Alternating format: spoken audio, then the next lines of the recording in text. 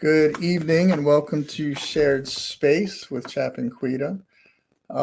Thank you guys for tuning in, and we can jump right into things. I think we have some community events coming up. It's the holidays, lots of different things going on throughout the community.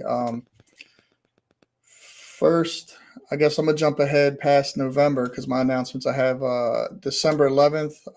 One of our co-hosts, Dasan Brooks, is putting together a book signing at Avenue Market on December 11th from 10 to 2. So if you want to come support Black Baltimore authors, or you are an author and you want to get a table, you can please reach out to blackusa.news, bmorenews.com, or if you have my number, Quida's, definitely just reach out to us and we'll get you the information. And let's see, every Saturday we're out cleaning up over in Sandtown at the playground, keeping that space safe for the kids. We also have Creative Influence is giving away food at Reach Partnership School, 2555 Hartford Road, every Saturday around 9:30, 10 o'clock they start? Yeah, line up at 10 o'clock and food distro at 10:30. Okay. What else is going on, Miss Quida? Hey, so what else do we have going on? So also on Tuesdays and Fridays at Barnes Memorial, 3000 Hillen Road, food distro at 1 o'clock. And on Sundays at Lake Montebello, we are walking with a doc. So we walk around the lake at 9 a.m. We meet at the corner of 33rd and Hillen, and we walk around the lake and talk about some of the mental health disparities, some ways to practice mindfulness, and get updates about health and what's going on in the community. And by the way, I'm Laquita Chansey, the founder and director of Small2More Homes, and we build micro shelters and tiny homes for people who are experiencing housing insecurity. So, Chap, tell us who you are. I am Chaplain David Lovelace. So far, still with BPD, volunteering in the city. I got to turn my logs in, otherwise I could compromise that.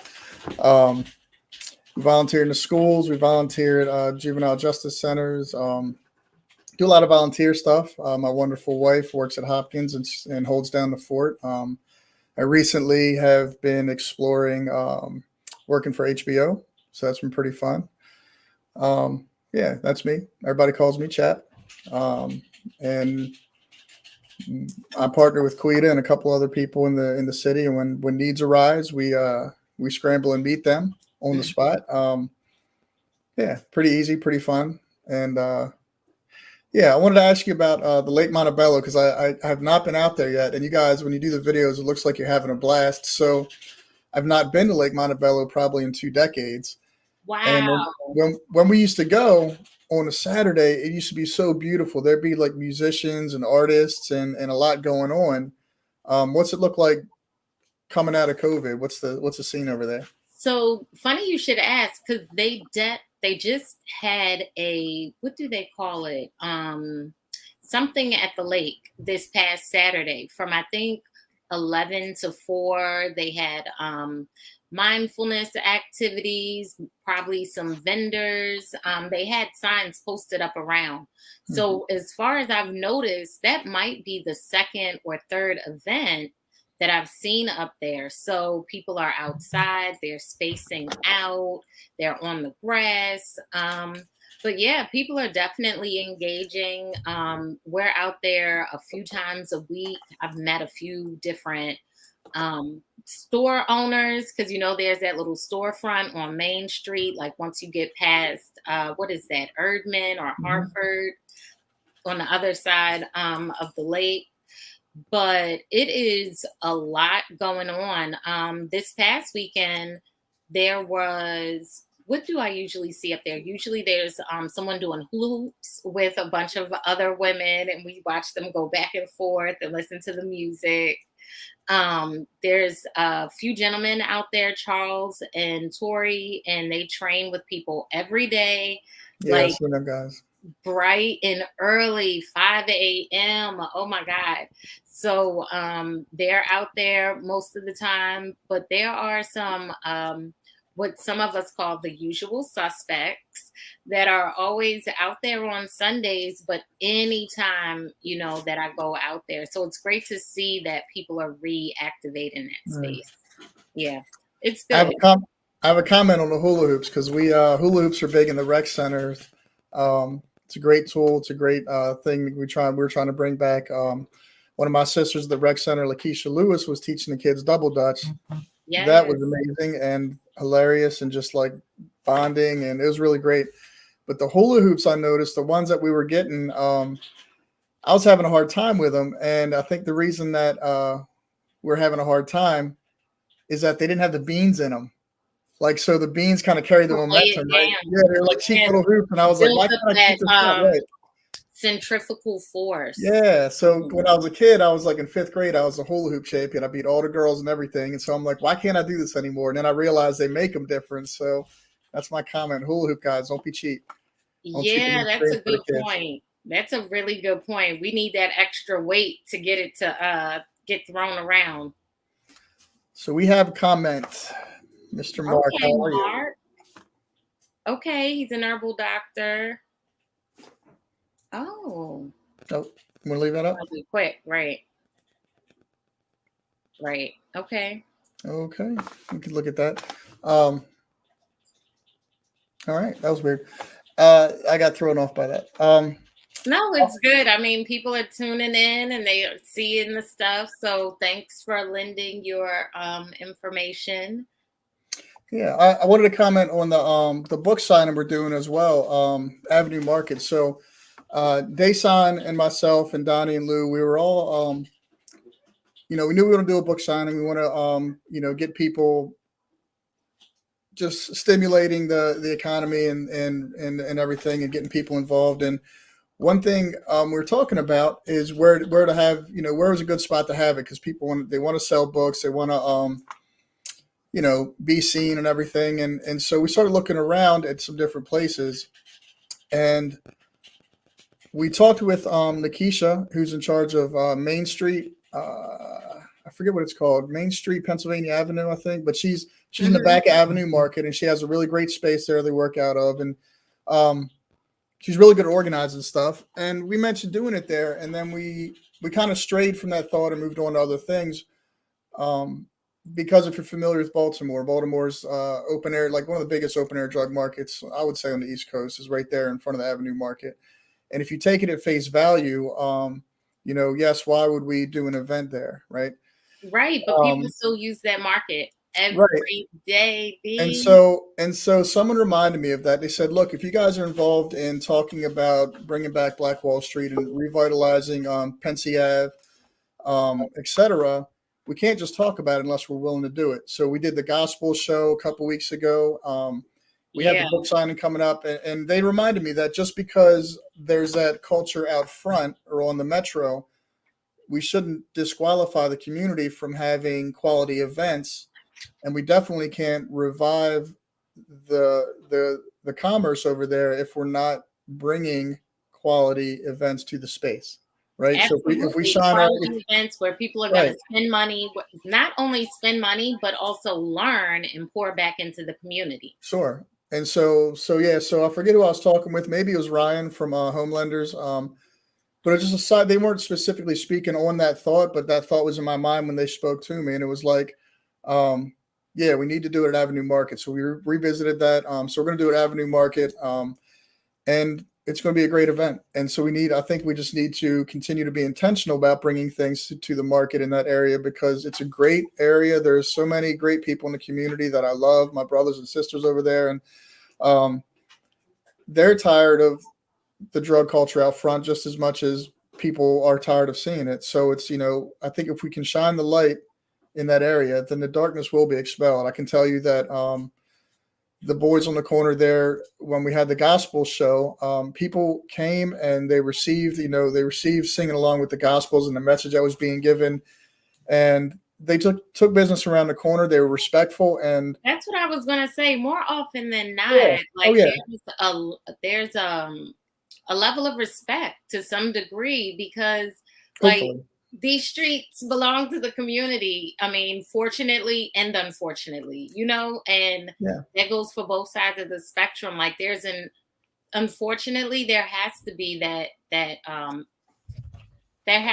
medium. There has to be that shared level of respect so that the community can continue to prosper and grow, because part of the issue is there's no money in the communities. Like the resources that should be there are no longer invested in, or don't have the resources that they need to, thrive, never mind survive, but to get to, thriving.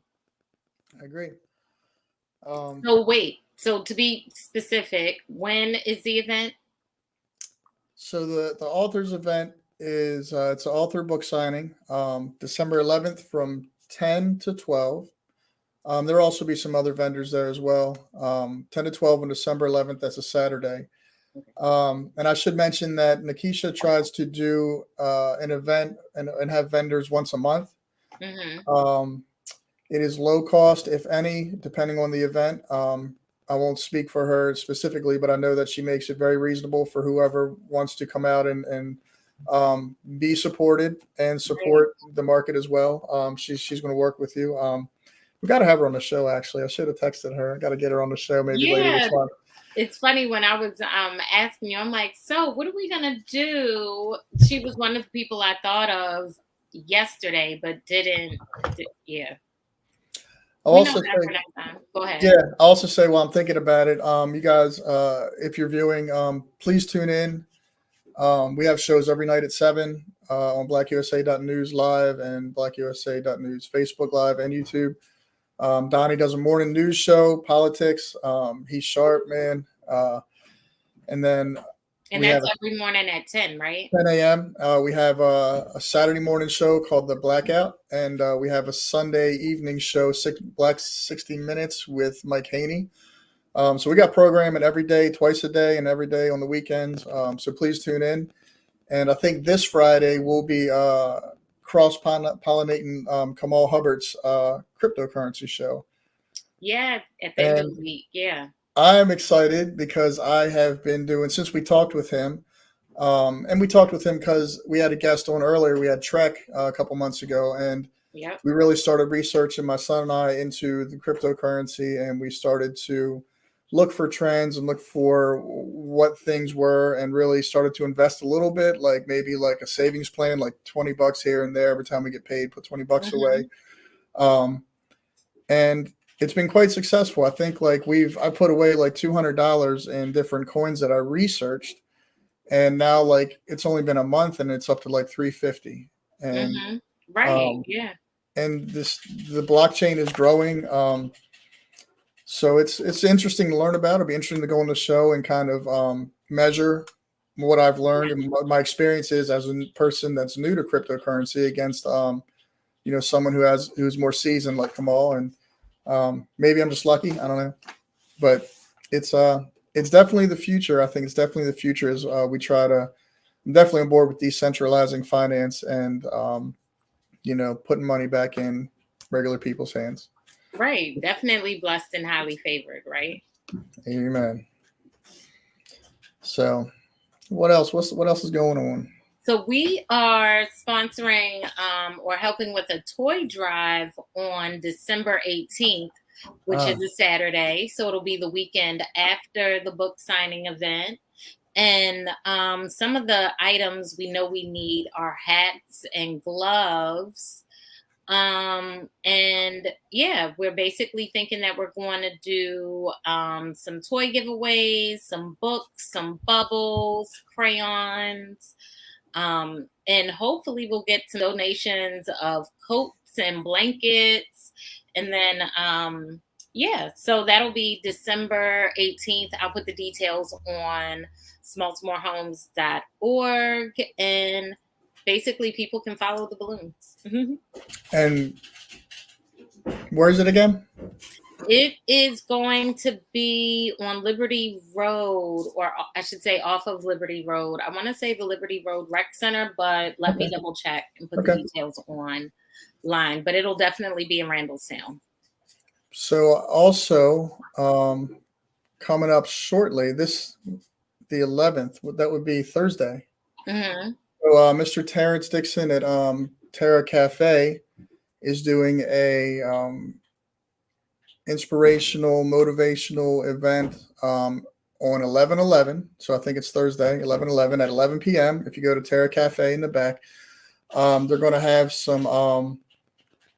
They're going to have an event. They're going to have people who are empowering and encouraging entrepreneurs and community stuff, kind of like in the spirit of rebirth and for the community, and just revisiting and reevaluating where we're at and how to move forward. We'll have to have him. Well, it's kind of late to have him speak on it, but maybe we can do a post show later this month as well and kind of talk about his vision.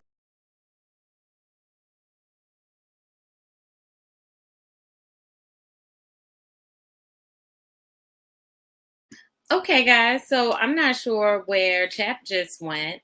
And it looks like we may or may not have Abigail trying to join us backstage.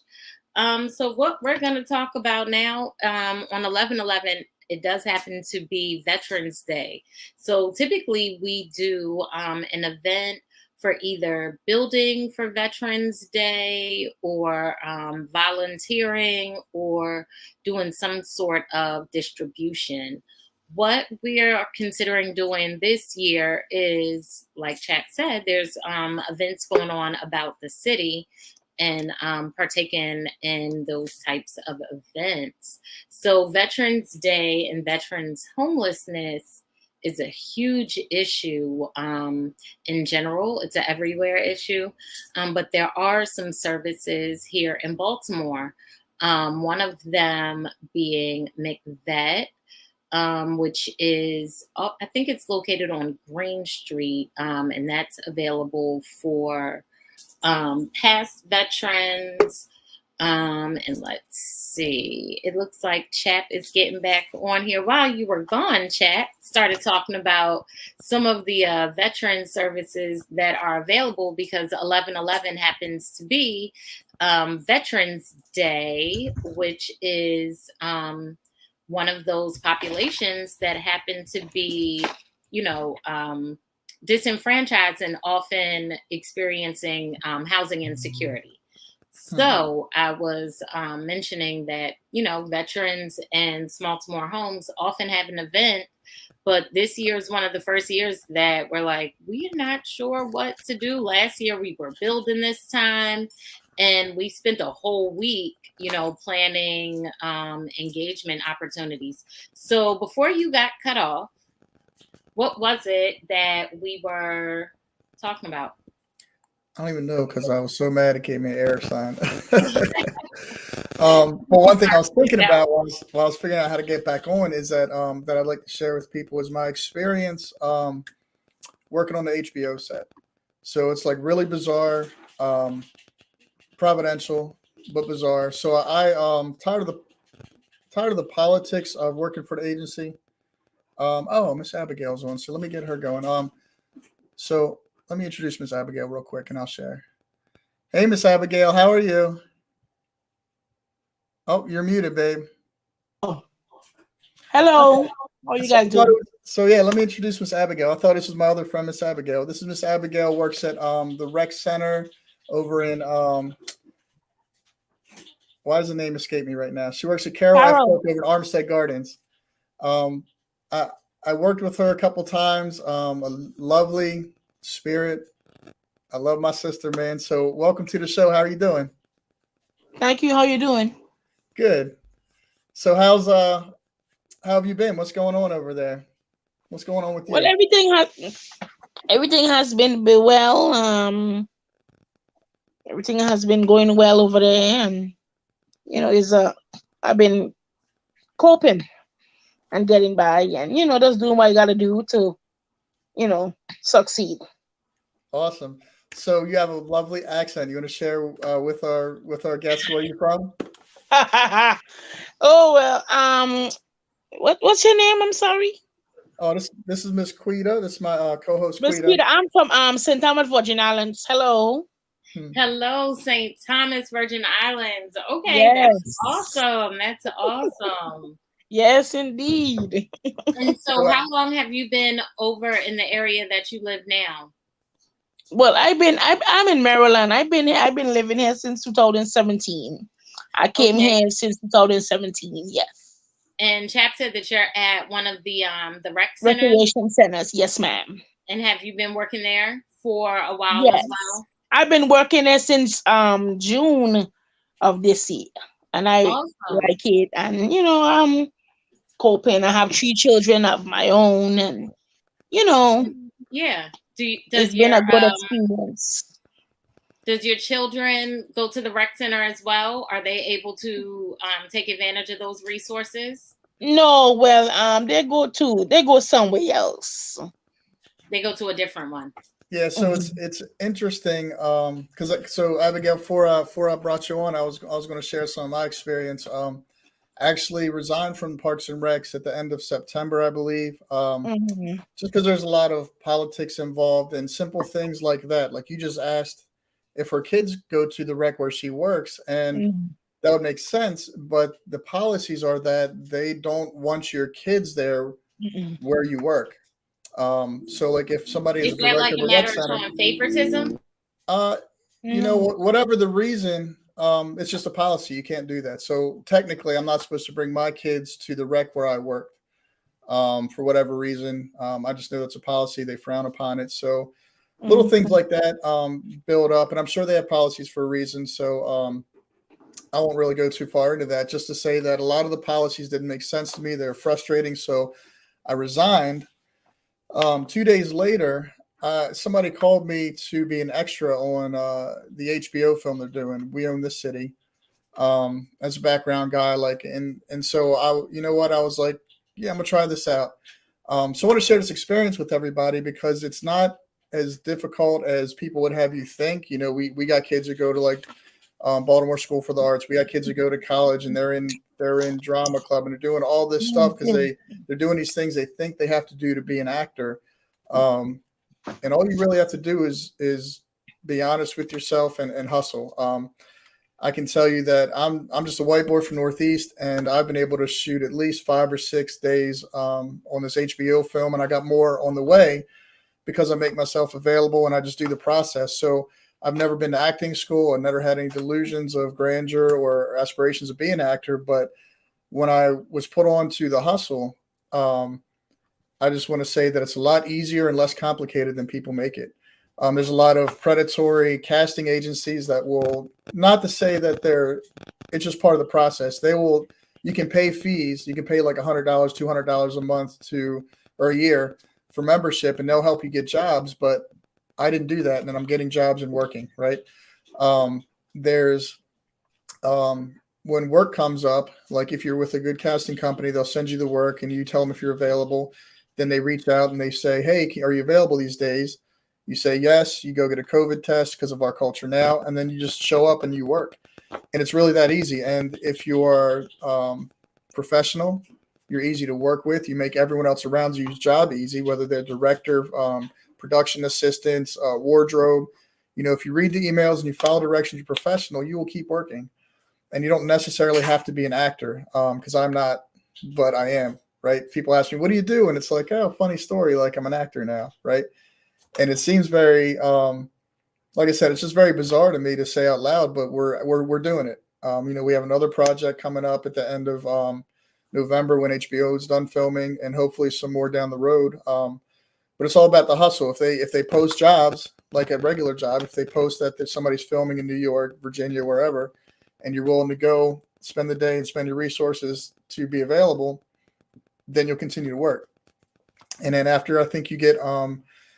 you get three, so I'm a non-union person, so I'm doing these shows as a non-union person, and then after you do 3 film days on set, regardless if they use you or not, if you can show receipts, hey, I'm paid, I did.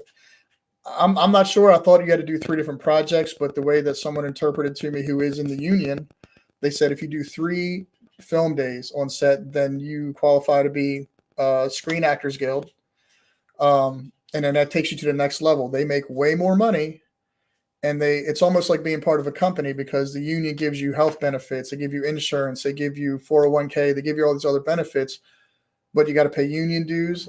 It's like $3,000 up front for initiation fee. So there's a lot of people who have been doing this for like 20 years and they're just freelance non-union and they just hustle.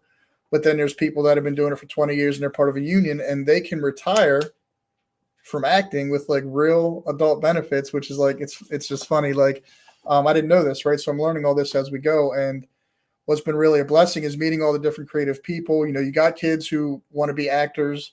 You got people like me who are just hustlers and they show up and they want to work and they're professional. And there's just all kinds of different things going on. And it's been a really great experience and very Well, let me ask eye-opening. you this. How did you find out about the opportunity? Because part of it is access to these types of resources. So is it like a message board or a job blog that people can check? Like I can tell you to go to Thea Washington Casting and sign up with them. But I got connected. I'd love to share that story. I got connected because we're out here in the community doing what God has put in front of us. We do it with excellence.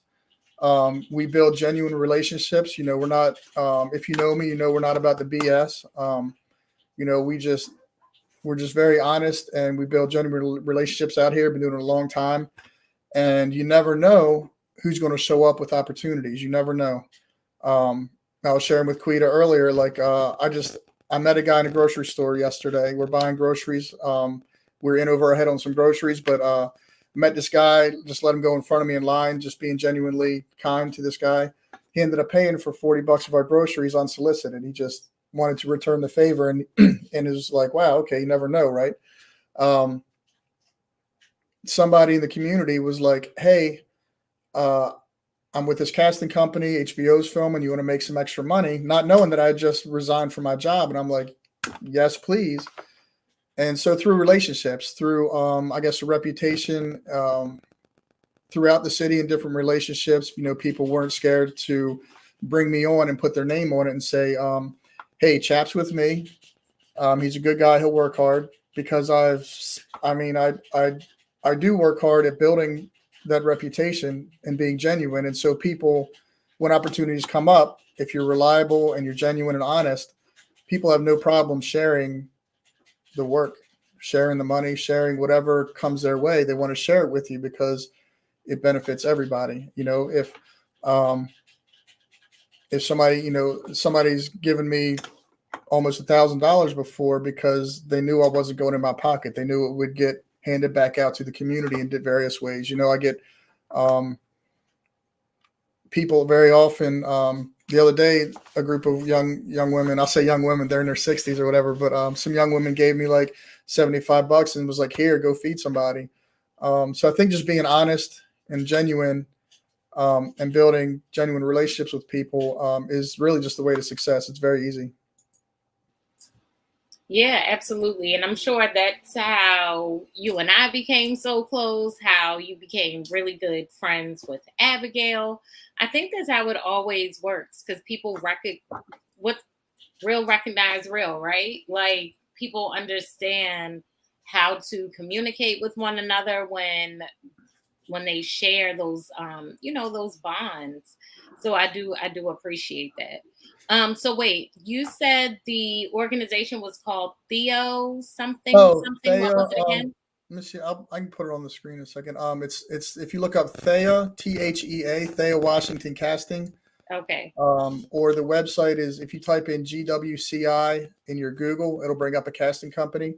Okay. So you know we've been sharing information. And the person that shared it with me,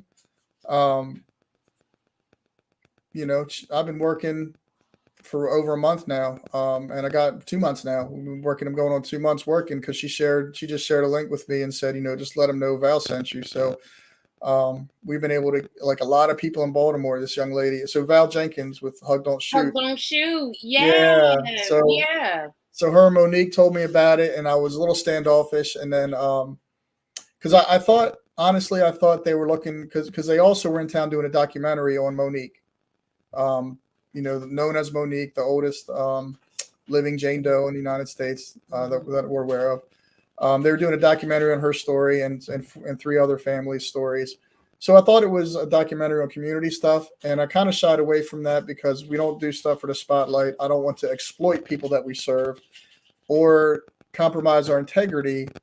And people think, oh, he's just doing it to be on camera. Like, absolutely not. I do this because I love my city. I love my people. I love Quida. I love Abigail. You guys know that. So we do what we do out of love, and, people say game recognizes game, spirit recognizes spirit. And so in that spirit, we've shared the websites with people, and people have signed up. And we're not putting you on with work. We're just showing you an available resource, and people have been getting their own days. Like, they're just signing up, they're doing a process, and they're calling me like, hey, thanks, I worked last week, I was in a movie. And it's like, hey, cool, bro, like, me too. One thing I'd also like to share, not to the discredit of anyone that I've worked with, but it's just very interesting being on set, and being like, I'm a huge film fanatic. I wouldn't say fanatic, but I love film. I love how all the different medias of art come together for film. So you have visual, you have audio, you have music, right? You have people acting, thespians acting. Like, there's all these different medias that come together to tell a story. And so, like, I love film for that. And some films suck, right? They're terrible storytelling. Like, and then some are great and some don't reach their potential. But, like, I love all of it. It's like my favorite art form. So being a fan, like, a lot of times we see stuff, we really like a movie, you really like a character or the actor, you put them on a pedestal, but working with them, it removes all that. And, like, they're just good. A lot of them are nice people. Some of them are jerks. Some of the people who are just background people, but they're union, are the biggest turds. But then, like, you can walk up to John Bernthal and be like, hey, bro, you got a piece of gum? I'll give you a piece of gum. Like, hey, how's it going today, man? You did good that last scene. He's encouraging you, and you're a background guy. So there's this different, it's really surreal. But it feels like a level playing field where, like, my son could walk on set and be just as successful as John Bernthal or Bruce Willis or any of these other famous people. It's just about timing. It's about being professional. I was surprised at some of the famous actors that we've seen, that actually weren't as they didn't live up to that pedestal we put them on, right? Like, I'm like, they're not necessarily as good as I thought they were, but they're good at their character, right? Or, because I'm trying to tread carefully because I don't want to talk bad about anyone, but some people surprised me with how unprofessional they were, or not necessarily reaching their what you would expect from them because of the work they've done. You know what I mean? And so I definitely want to put it out there. Like, Abigail, we can get you signed up. You can be an extra in some movies, and you never know. You'll be in the next Tyler Perry movie. You just don't know. Like it's an even playing field once you start working. Yeah, that's what I was gonna ask. Like, what is the I know that they're doing a story about Baltimore, so I'm wondering, like, is it ethnically diverse? Is it something that Abigail, who is someone who speaks with an accent, like, would they want her on the set tomorrow? They want everybody, yeah. So I haven't had any speaking roles. I'm just a background actor, and I'm like, let me reiterate that I'm just a white boy from Northeast. I'm nobody, right? But I'm working, and I'm seen on camera in some scenes. So, but this is my first project. It's my first day was like a month and a half ago, but we're doing it, and I see that as much as you're willing to put into it is what you'll get out of it. You don't have to be the greatest actor. You don't have to be necessarily anything. Just be true to yourself and be professional, and it goes a long way. Right. So, Abigail, is that something you would be interested in? Would you, like, what type of resources are you looking for? Would you want to be an actor here in Baltimore on set with Chap recording? Yep. Remember to come off mute. Oh, you went back on. Me. It sounds like a good it sounds like a good thing that he is doing. And how can I, like, sign up or something like that?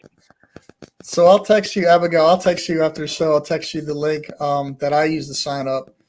And the project I'm on now, I think this is our last week or two of filming. You might be able to get a couple days in because we still have all this week and next week, and they plan to be wrapped on I think the 20th of November. But once your name's in the system, so here's the process. Here's the process for me when I started it. I signed up. I sent them a couple pictures of myself, and it didn't have to be anything professional or like a professional portfolio or anything like that. It was just selfie of me, a picture from Facebook, like one or two pictures to show what I look like, maybe some different looks if I wanted to. At first, eventually, I guess you want to have a professional portfolio to really look like you're ready. But to get started, just any kind of pictures on your phone, just upload a picture or two, and then they have you fill out this survey with like 120 questions. And you just fill the survey out. Can you ride a bike? Can you throw a frisbee? Are you willing to smoke on scene? Are you willing to do nude? No, hell no, right? Pardon my language, no. But they ask you all these different questions just about your life experience. Are you a carpenter? Were you in the military? Do you have police experience? And you just fill out this survey. And then when people are doing projects and they come as clients to the casting company, they have keywords they're looking for. And so let's say they're looking for like island people, then you had checked that in your survey, then they're going to reach out to you and say, are you available? Obviously I'm perceived as white, Caucasian. If they're looking for military, I can do that. If they're looking for carpenters, I can do that. So how you fill out the survey will keywords will pop out when the clients are looking for talent. And it's not just films. Like you can do, I think there was a project that came up in DC where they were doing a 3-day shoot, and they were looking for pictures of people to put on a bus for the African American Museum. Maybe they were paying $1,000 a day, and if they picked you, then your picture would be on the side of the bus for the next couple months while they promote whatever they're doing. Like there's all kinds of different angles once you are with the casting company. You can choose and pick and choose what you want to do, what you're available for, what you're not.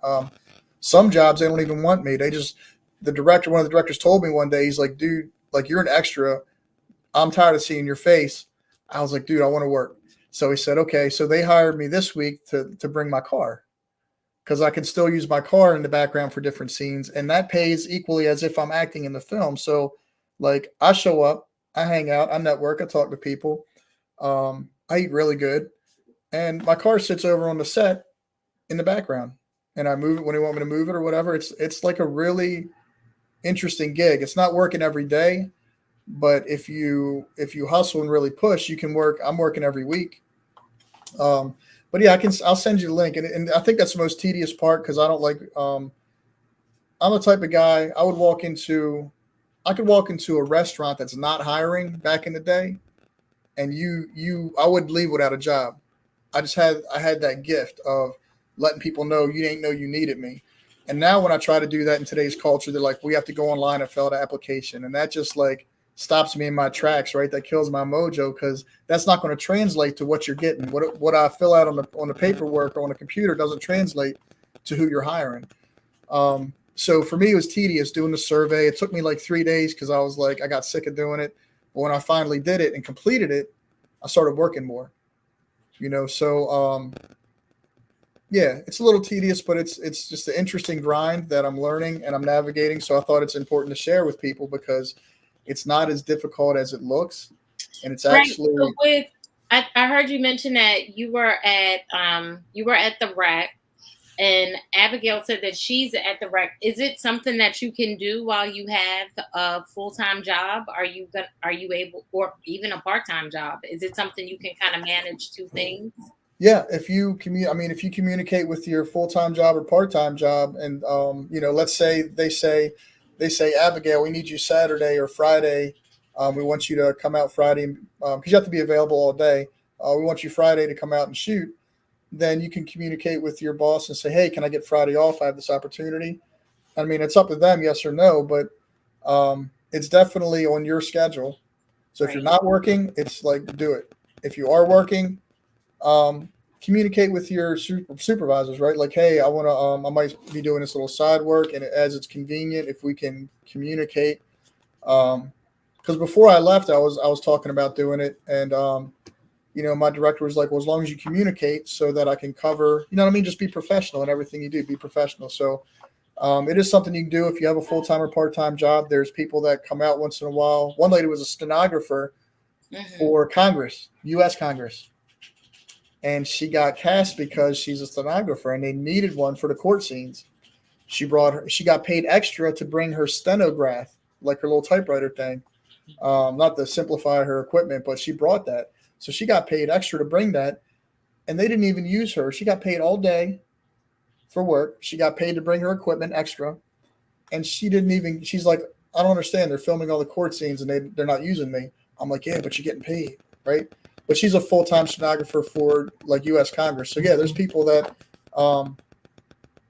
definitely can carry full-time jobs and just choose their availability around their schedules.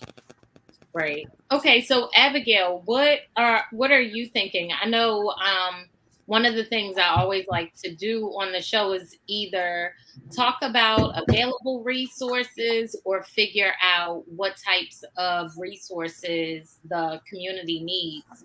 So in your specific rec, what type of resources do you all offer to the community? Nope. Uh-oh. I'm sorry. No, you're fine. I'm sorry. Can you repeat, please? Yeah, what type of resources does your rec center offer for the community? Okay, we offer after school program, and we offer other resources. I mean, we have like stuff during when the children go home. There is open. The gym is open. They have other stuff they can do and stuff like that. So we is a very active place, and the children can come in and do educational stuff. They can do. It's a very active facility. Awesome. And what For children, for youths, for all ages actually. Because the gym is for all ages. I wanted to say that because people get stuck in the mindset of the recs are just for the youth, but it is for people of all ages. All ages, yes. Yep. Okay, so there's like some adult programming and senior programming there too. Yes. And if there's not, you would go see someone like Abigail and you'd say, as a member of the community, hey, we want to do this, and then Abigail would sit down with you and her director, and they'd figure out how they can do it. Yeah. I think that's something that we overlook is that we focus so much on the kids, but there's everyone in the community can be served through the rec center. Yeah. So what about the communities that don't have rec centers? Like there's not a rec center in every community. Like there's not always a rec center walking distance. So how do those communities navigate no more rec center? How does that work? That's a good question. I think there's a rec center close to most neighborhoods. I won't say every neighborhood, but there's like over 40 in Baltimore, so they're spread out pretty good.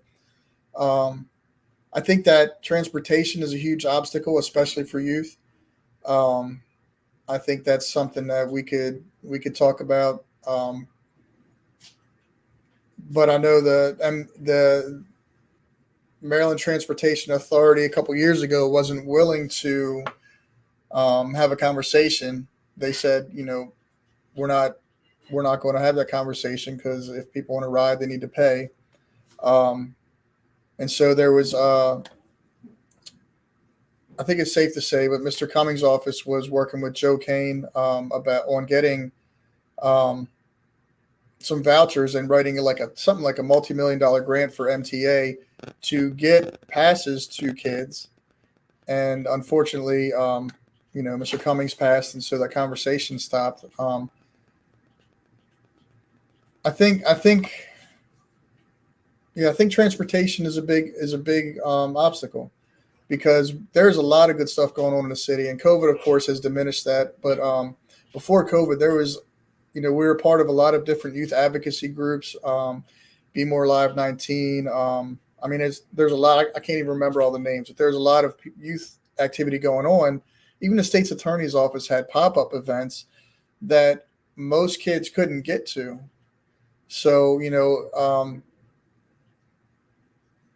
don't know. I think that transportation has always been an issue in Baltimore, but the unfortunate thing is they're continuously removing bus routes, even though now we have like some nice bus lanes in a few parts of the city. Like, that's cute, but if you're removing bus routes, it's making it difficult for people to get from one place to another. I remember talking to somebody and they were saying that it takes them 2 hours to get to work. So it takes them 2 hours to get to work, and it was a job that would have had them living below the median income. So it's also an insufficiently like providing job. It's a job where you must have some other supplemental income, part-time, full-time, side hustle. I mean, but that's what drives people to illegal, you know what I mean, activity, that's some fast money and it's attractive, but no, like that's part of the problem. It's a vicious cycle. We need to get somebody on here to talk about transportation and what it takes to improve bus routes, or what's the thing, the free one that's along the White L, what's that, the circulator that no one has to pay for? Like, there's Bayview's got a shuttle. Bayview's got a free shuttle if you leave Bayview. So Bayview has one, but there is one provided by Baltimore, from what I understand. I want to call it the circulator, and it has more than maybe three different routes, but whatever it is, it's free and it's specific to the White L. So how do we get that circulator circulating through the Black Butterfly so that it's looping through West Coast and East Coast? So West Coast and East Coast, West Side and East Side. Well, I wanted to comment on the transportation too, because another thing is, back in my day, you go to the high school that you live closest to. Yeah. And that's changed, right? My kids did not go to, I live in the city, but my kids didn't go to public schools. My son is homeschooled and my other one went to a private school that we were blessed enough to get him into for his senior year. But because they wanted to send him across town, he's new to Baltimore, just moving in here in like 2020, 2019. And they wanted him to ride a bus across town for like an hour and a half to go to a school. It just didn't make sense to me the way that they do it. And so I believe I think Senator Hayes was talking with Donnie about it on one of the shows, talking about how the data drives these decisions. But what the data doesn't show is at the end of a school day over at Reach Partnership School, you might have a bunch of kids from over west that are hanging out on the bus stop waiting for their bus to get home. They're not from the neighborhood. They're getting pressure from the kids in the neighborhood, and it creates a negative space. And then when things happen and there's fights and these other things, who's to blame? Because you are like, I got kids that get up at 5 a.m. to catch buses to get across town to their school by 8 o'clock, right? Or 7:30 or whatever time it is. And at the end of the day, they got to ride for another, like more than an hour to get home. And, and then they got to get home and take care of their parents, or they got to take care of their siblings, and they don't have time to do schoolwork. And it's just like the system, whatever data is driving these decisions, like, do you know what they look like when you get your boots on the ground? Because it's not logical. Let's be real. Even though the data drives the solution, the resources, the whatever, you can make data do what you want it to do. Like, you can ask the question a specific way.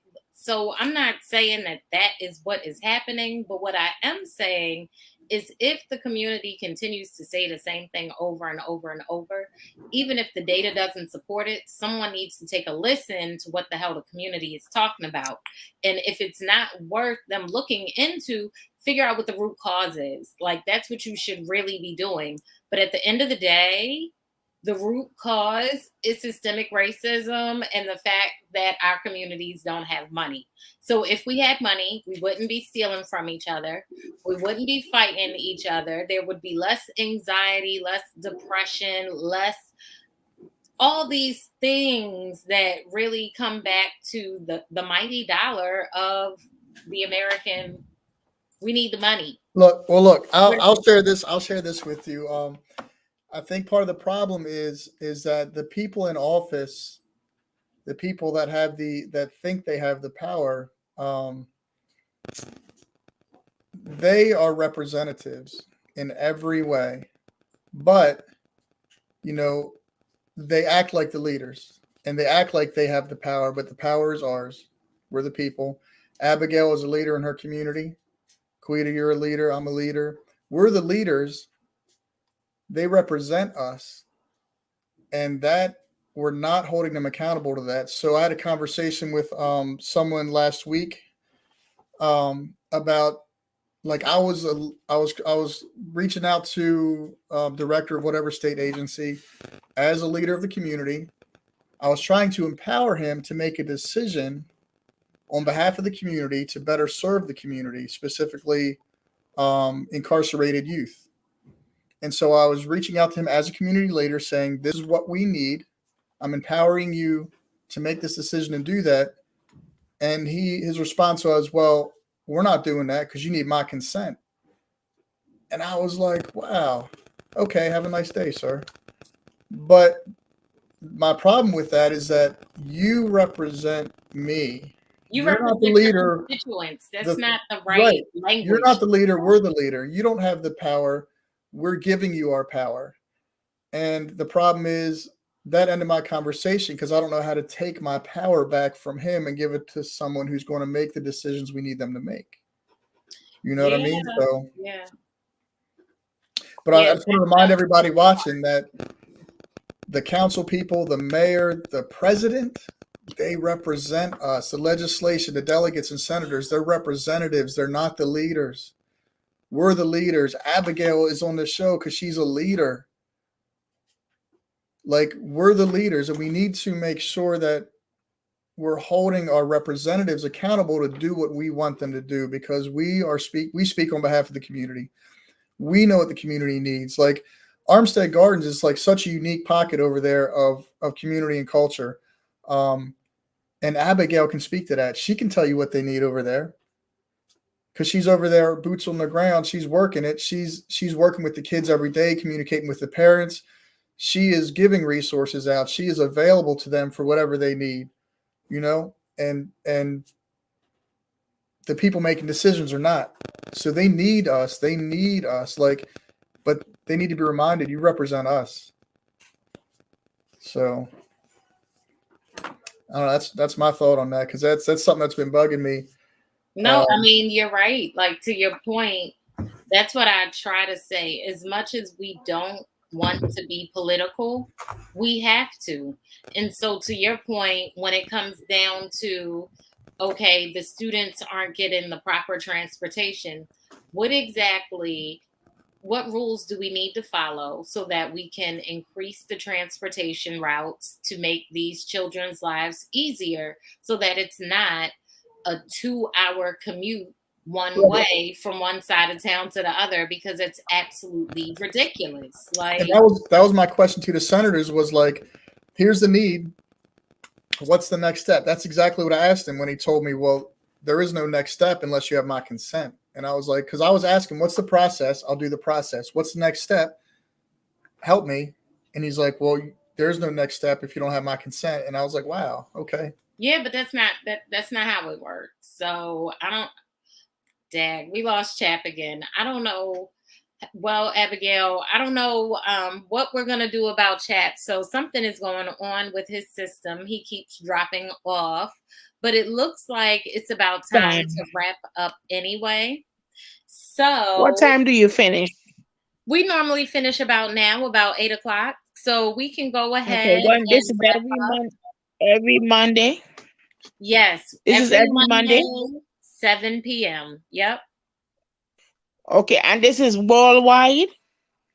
We're broadcasting now. So we're broadcasting on Facebook and Black USA News. But and I guess you can't really see it, but there's a couple other YouTube channels that this broadcast goes to. So people are going to Oh, hear wow. about and see what's going on at your rec center. And that's why Oh, I like to share, the available resources, because part of the issue is these smaller organizations provide these services but don't have the marketing power that it takes to tell everybody that these services even exist. okay, So, so yeah, eh, go ahead. people can see me. Yes, people can see you. What? Are you Oh, surprised? wow. You didn't know people could Wow. see you? Exactly what you see Excuse on. me. Yeah, no, what? You're perfect. Wow. Yeah, we'll have to have you back. That way, when you're ready and we'll have some talking points for you. But you did perfect. So this is great. We talked about your rec center. Chat. Yes, the recreation center is the recreation center is a good place where I work at. I have a lot of like I say, I have a lot of resources for the children, and is a very good place for the children to come learn and get some medication and do some activities, and it's for all ages. Right. So in You know, addition to children, adults, seniors, yes, um, always can go to their local rec centers. And if there are yes, not services there that that you need, speak to your local rec agent, or I don't know that they're called agent, maybe advisory board or something. director, she's Director. Yep. director. And Yeah, let she's them doing know. she's doing a good job. That's She's awesome. doing a good job. That is awesome. So, Hmm. as we mentioned, Chap has an event on December 11th. We have a toy drive on December 18th. I'll be putting those details on Baltimore Homes website. Okay, so the And toy drive is do you need workers or volunteers for that yeah, day? we will need volunteers, and I'll put it on Volunteers. on the SmaltimoreHomes.org website. Okay, Because can you in send addition, me that? Can you yeah, send me that information? I can. Yeah, because in addition to volunteers, we also need donations. So the donations will Okay. be listed as well. So I'll get that information over to Okay, you. how can I get can I if I text you your my number, will people see my number?